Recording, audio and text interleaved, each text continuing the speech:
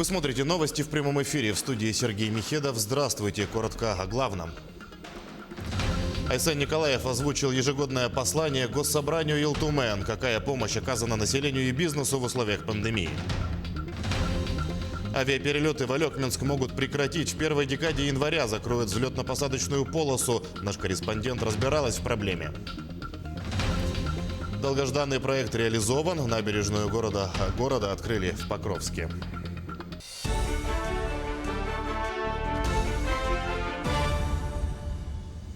Айсен Николаев озвучил ежегодное послание Государственному собранию Илтумен. В своем выступлении глава Якутии одной из первых поднял по тему борьбы с COVID-19. Так, в регионе на нужды здравоохранения направили 10 миллиардов 900 миллионов рублей. Из них 7,5 миллиардов из федерального и 3,5 миллиарда из республиканского бюджетов, сказал Айсен Николаев. Глава региона выразил уверенность в скорой победе над коронавирусной инфекцией. Мы не расслабляемся, продолжаем действовать в режиме повышенной готовности. Инфекция далеко еще не отступила. Надо быть готовыми к возможной третьей волне. Но за это время, за эти месяцы наше здравоохранение перевооружилось, наработало огромный опыт. По поручению президента страны Владимира Владимировича Путина в стране началась масштабная вакцинация от коронавируса. Мы начали ее проведение в республике. Пандемия будет побеждена, и это будет наша общая победа. Глава также подробно озвучил меры поддержки экономики и населения Якутии в период пандемии. На эти цели, включая здравоохранение, выделено более 30 миллиардов рублей из всех источников. Так, 8,5 миллиардов направлены на выплаты и пособия, которые получили 160 тысяч семей с детьми и 12 тысяч безработных. На поддержку субъектов малого бизнеса направили 1 миллиард рублей. Ее получили 12 тысяч предпринимателей. Системообразующим предприятиям выделили 10 миллиардов рублей. Все эти меры помогают бизнесу сохранить производство, рабочие места, выплачивать работникам зарплату, в целом удерживать устойчивость в сложных, неординарных условиях. В числе первых регионов страны мы отреагировали на экономические вызовы, уже в апреле приняв 3 пакета антикризисных мер. За счет всех источников на поддержку населения, здравоохранения и экономики направлено 32 миллиарда рублей.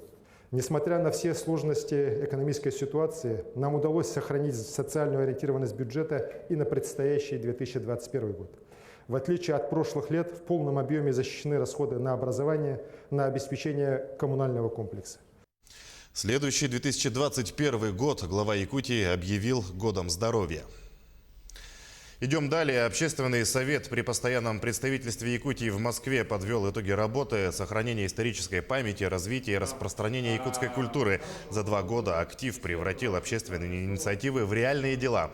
Так, постпредством при помощи Совета был сформирован корпус, курирующий состояние мемориалов якутских воинов, которые сражались в годы Великой Отечественной войны. В 6 регионах России восстановлены и отремонтированы 14 памятников. В юбилейный год Победы установлены 2 новых мемориала в Калининграде и Тверской области. Всего же на памятниках высечены имена более 600 якутских солдат. Проведена масштабная поисковая работа как в поле, так и в военных архивах. Намечены планы и на следующий год. Нам удалось сформировать совет, который удачно сочетал и опыт, и молодость, да, и ветеранов в различных отраслях, и людей, которые активно работают сейчас. Наша главная цель – это деятельность по поддержке наших земляков-якутян, которые живут здесь. Мы рады всем, особенно людям молодым, активным.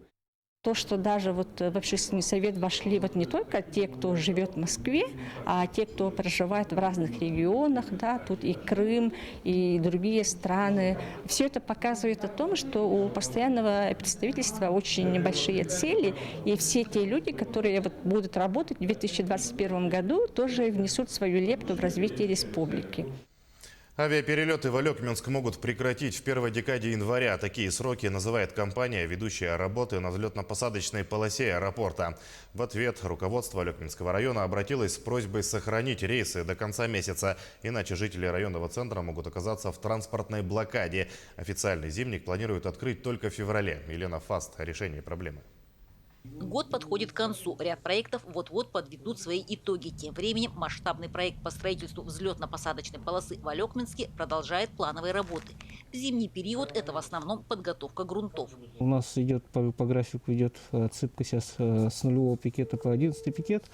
1300 метров начнется работа у нас с Нового года. Сейчас завершаем мы первый этап. Это у нас с 11 пикета по 1744 прошлогоднюю. В этом году по графику завершаем и с Нового года начнем с нулевого по 11 засыпать аэродромную площадку. Тем временем надвигается проблема для жителей района. Как известно всем, зимняя дорога в этом году будет официально открыта значительно позднее, приблизительно февраль. А вот заключительный рейс ожидается в последней декаде января. Пока это сотрясание воздуха, никаких документов нет, а то, что на этот период с 10 января будут выполняться полеты на вертолетах. Официально пришел документ, что будет 15 вертолетов вылетов в апреле-мае и 20 октябрь-ноябрь. На этом все. Как сложится дальше? Пока четкого и конкретного ответа нет. Имеется видение рейса до Нюрбы, а это изрядный крюк, что даст и финансовую нагрузку пассажиру, и физический, мягко скажем, дискомфорт. Значит, Алекма-Якутск почти 20 тысяч, а там 10 тысяч. А теперь вы прикиньте плечо Нюрба-Якутск и куда-то дальше. Это рейс будет такой, знаете, позолоченный, будем так говорить. Судя по заполненным впритык рейсам, количество желающих не становится меньше. Вопрос, как этот поток будет регулироваться в дальнейшем. Елена Фаст, Максим Копылов, Алекминск. Строительство полигона твердых коммунальных отходов в столице региона профинансирует Сбербанк. Сегодня в Министерстве ЖКХ и энергетики подписан соответствующий документ. Новый полигон появится на 27-м километре Вилюйского тракта. Стоимость объекта составляет порядка 1 миллиарда рублей. Проектная мощность размещения отходов 125 тысяч тонн ТКО в год. Данный объект планируется ввести 2 этапами до 2028 года. Первый этап должен завершиться в 2022 и включает в себя карту размещения отходов, производственно-бытовой комплекс, гараж с мастерскими, склады для хранения горюче-смазочных материалов и несколько других объектов. В 2021 году мы полностью должны закончить проектную сметную документацию, пройти, значит, публичные слушания, пройти государственную экологическую экспертизу, и в 2022 году непосредственно уже должны начаться строительные монтажные работы. Из общего лимита финансирования 962 миллионов уже 26 миллионов – это лимит финансирования 2021 года, что позволит, собственно, более оперативно войти и завершить проектно-сметные работы по полигону. Участие Сбербанка было в ходе открытых конкурсных процедур. Ну, соответственно, наше решение было лучшим признано в ходе этих открытых конкурсных процедур. В Нерюнгринском районе открылся новый фронт-офис «Моя работа». Там планируют внедрять принципы проактивной работы с населением и работодателями. В фронт-офисах безработные граждане будут иметь возможность получения госуслуг по предварительной записи. Будет внедрена система электронной очереди. С работодателями планируется организовать активные режимы работы по конкретной бизнес-ситуации, в том числе подбор подходящих сотрудников, участие в мероприятиях по целевой подготовке кадров, региональной программе повышения мобильности трудовых ресурсов. Большое внимание уделяется и повышению квалификации. Для этого планируют ввести оценку персонала, в том числе на основе профстандартов. Создание фронт-офиса – это создание условий для профессиональной самореализации граждан и улучшения их уровня жизни, обеспечения экономики качественными профессиональными ресурсами. Нашими основными партнерами на рынке труда Нерюнгринского района являются это соцзащита, пенсионный фонд, общество инвалидов. Также нашими работодателями являются, которыми совместно всегда работают, это Якутуголь, Колмар, ДГК Нерюнгригресс, Траснефть, Газпром и другие муниципальные предприятия. В этом году сотрудники межмуниципального управления Якутска в 15-й раз проводят акцию «Подари волшебство». Полицейские в костюмах Деда Мороза и Снегурочки навещают своих подопечных. Это многодетные семьи, а также семьи с детьми, стоящими на учете в комиссии по делам несовершеннолетних. Ежегодно к мероприятию присоединяются члены попечительского совета и предприниматели. Накануне был дан старт праздничной акции, и несколько десятков семей по всему городу получают сладкие подарки и игрушки из рук главных новогодних персонажей. Чуть-чуть стоим. Пожалуйста. Стоим. Этой акцией мы хотим показать, что это правоохранительные органы, не карательный орган, а иногда могут прийти в образе Деда Мороза и Снегурочки и подарить добрые подарки перед Новым годом и сделать чудо для тех ребятишек, которые вряд ли дождутся подарков от кого-либо. Набережную города открыли в Покровске. В церемонии открытия приняла участие главный архитектор Якутии Ирина Алексеева. Разговоры о благоустройстве набережной велись еще с 2017 года. И вот, наконец, планы претворились в жизнь. Подробности у Виолетты Засимовой.